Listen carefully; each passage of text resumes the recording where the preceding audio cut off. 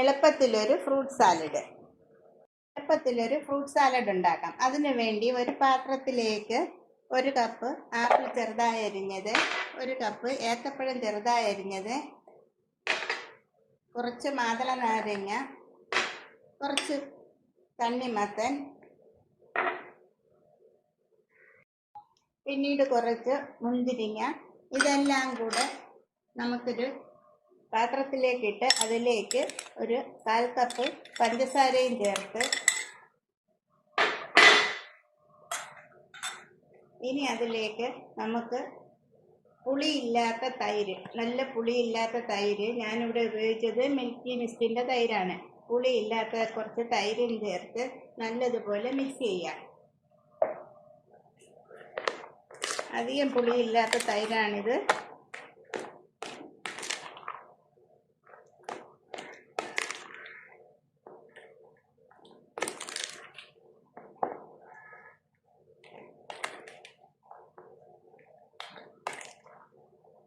അതിലേക്ക് അല്പം മിൽക്ക് മെയ്ഡും കൂടെ ചേർക്കാം.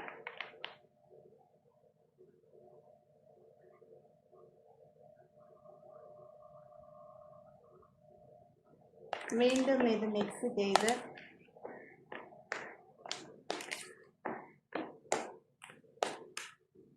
സെർവ് ചെയ്യുമ്പോൾ കുറച്ച് ഐസ്ക്രീമും കൂടെ ചേർത്താൽ ഫ്രൂട്ട് സാലഡ് റെഡി.